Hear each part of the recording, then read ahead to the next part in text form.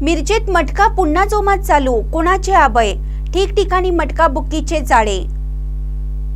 मिरजेत मटका हा पुन्हा जोमाने सुरू झालेला आहे। पालकमंत्री सुरेश खाडे यांनी अवैध धंदे बंद करण्याच्या सूचना केल्या। नंतर थोडे दिवस छुप्या पद्धतीने देखील मटका चालू होता। त्यानंतर पालकमंत्र्यांनी आदेश दिल्यानंतर थोड्या दिवसापूर्वी मटका हा बंद स्वरूपात आढळून आला। तसा तो आतील बाजूने चालूच होता, पण देखाव्यासाठी तो बंद स्वरूपात असल्याचं चित्र होतं।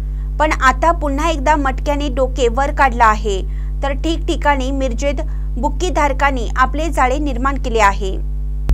पावला पावलावर मटका खोकी झाली असून त्यातून सर्रास मटका घेत असल्याचं चित्र सध्या मिरजेत दिसत आहे।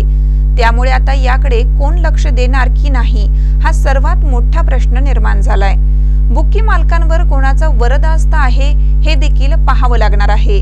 तर काही बुक्की मालकांचा पोलीस स्टेशनमध्ये जास्त वावर असल्याचं देखील चर्चा सुरू आहे। मिरजेत विविध पॉइंट हे मटका घेणारे आहेत।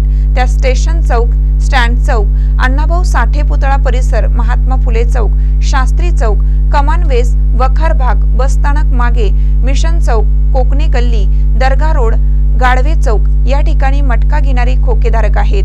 मटका बुक्की मालकांनी खोकेधारकांच्या माध्यमातून मिरजेत मटक्यांचे जाळे निर्माण केला आहे। यावर पोलीस काय कारवाई करणार हे देखील पाहावं लागणार आहे।